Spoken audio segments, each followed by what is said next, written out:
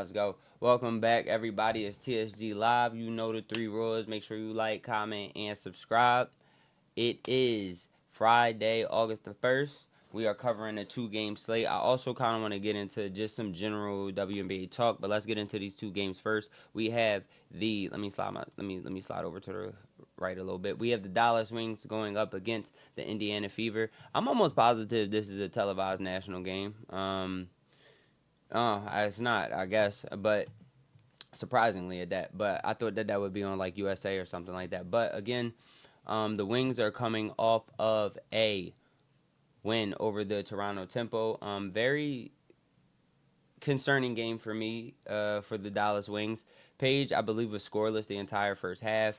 She managed to get to the foul line and also, make a few buckets to get her to 22. She did have a few assists in the first half. A lot of positives and negatives to it.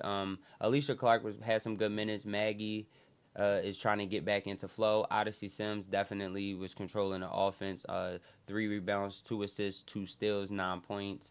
Elena Smith, 13 points, 5 for 7 from the field, 2 for 4 from 3, 11 rebounds, 4 assists. It was an okay game, but for me, I just felt like it could have been more efficient for the Wings.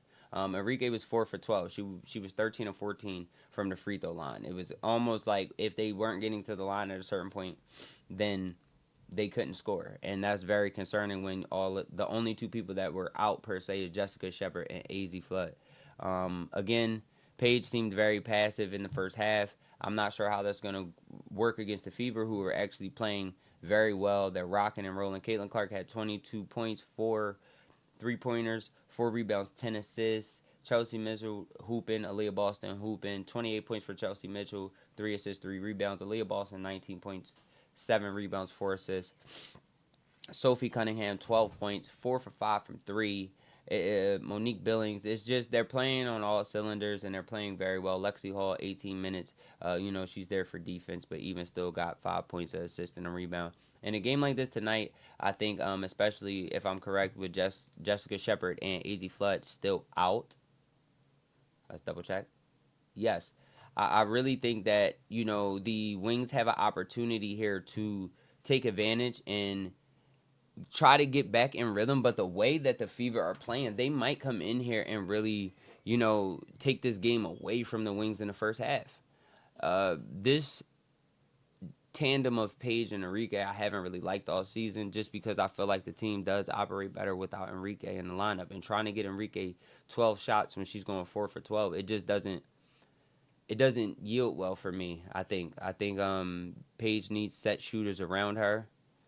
She can get to where she wants to on the floor, but as far as getting a bucket on all players, it's not always possible for Paige. So in a game like tonight, I do think that Paige, it'll be a little bit easier for her. I do think that she can get rolling in the first half. I think Elena Smith will again possibly have another double double. I think Aaliyah Boston's double double is a lock. I think Caitlin Clark is good for around 20 points, maybe even 10 assists, a double double for Caitlin Clark. I wouldn't be surprised. And Kelsey Mitchell. I expect the Fever to kind of have a very similar game that they had against the Liberty because I feel like that's them playing the style of basketball that they like. If anything, they would just hit more shots. But again, they also came out and put up a first half, set a franchise record first half for 3-pointers. So Caitlin Clark could very well have 3 3-pointers again. Kelsey Mitchell could go 4 3-pointers again. Sophie could go 3 3-pointers again. You know what I mean? Like everybody that took volume 3-pointers for the Fever, they hit them. So I can see them getting into that 100-point range again for sure. I do think this game. With that, I do think this game should go over. Especially if the Wings are going to get into the foul line and stopping the clock. I could see this game going over the 187 and a half. I really do have to lean the Fever, truthfully. But I do think that the Wings could come out and be oppressive. I think some of the role players will have a good game. I think Odyssey Sims is set up to have a really good game against the Fever. If I'm correct, and I think my basketball knowledge is good, Odyssey was on the Fever. So I think that this is definitely a good watch for Odyssey Sims. I think Maggie will have a good game. I think Elena Smith will have a good game. And really, it's a toss-up between Paige and Enrique of who will uh, be consistent. They both had a terrible shooting game last time out, and the last time out, the Fever had a great shooting game. So I really don't expect for them to come into.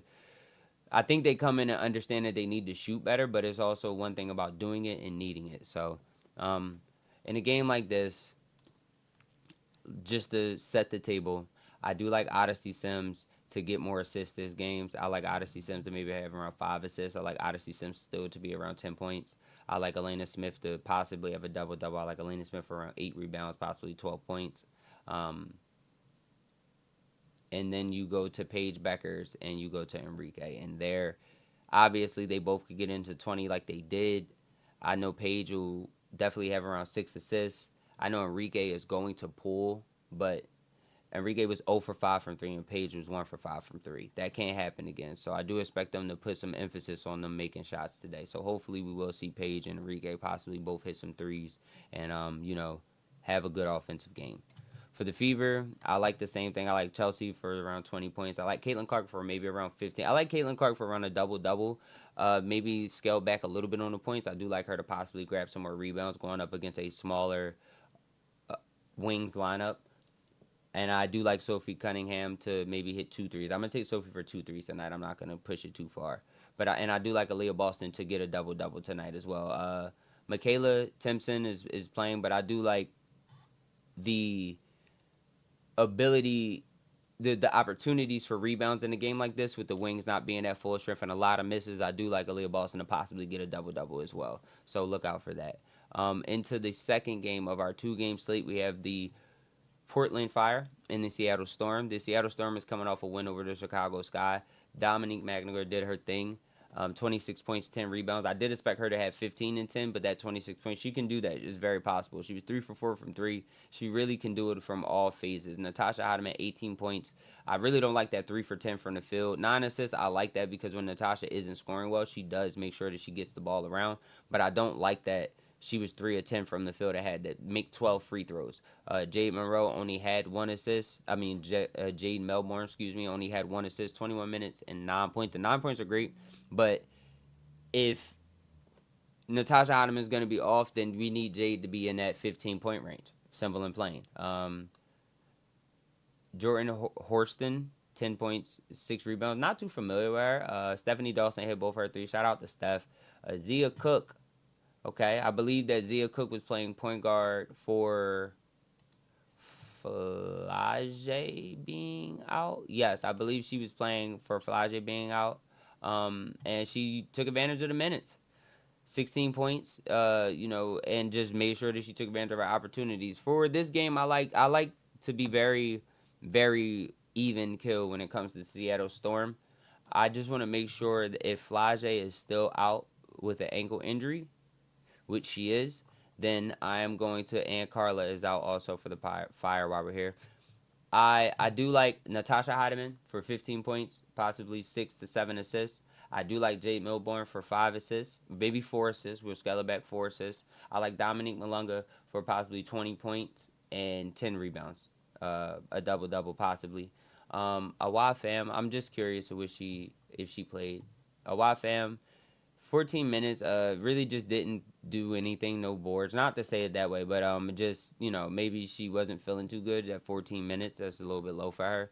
But in a game like this, yes, we're going to stick with the starters. We're going to stick with Dominique Malunga, Jay Milburn for about 4 assists, possibly a few points, and we're going to stick with Dominique Malunga, and Natasha Hotman. That's where we're going for the Seattle Storm. And for the Portland Fire, they just came off a 4-point loss to the Lynx. I did cover this game in the last video, and I said I think the Lynx were gonna work on more systematics in this game. I expected Natasha Hotman to play well. I expected, Natasha Howard. I expected Courtney Williams to get in the double digits, and she did.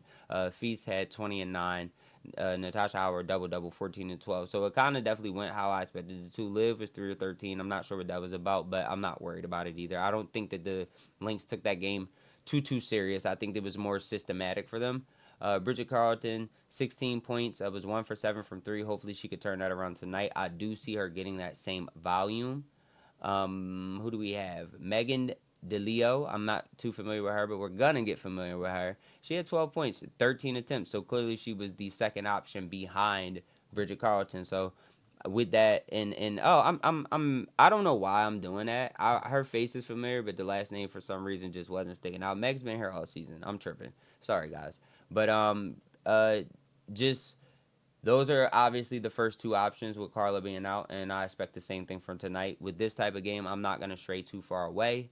I think that the Seattle Storm are going to take advantage of the boards and are going to take advantage and own the rebounds, but I still like Bridget Carlton and Megan to be the 1 and 2 options. So I like both of them for around. I would take Bridget Carlton safely around 15 points, but it's easy for her to get into 20. I do like her for 3 threes tonight, if not more. Even though she went 1 for 7, she does get the attempts. Everybody had a terrible shooting night for the Fire against the Lynx from 3.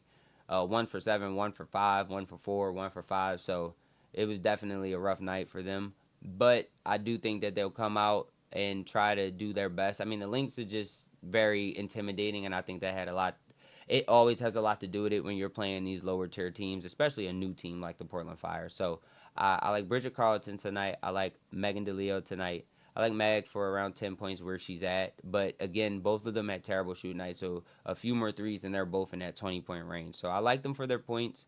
I like Meg for a few boards. I like Bridget Carlton for a few boards. But that's really all from the Portland Fire in this game. So with that, that is pretty much going to be the full slate for Friday, the 2 games.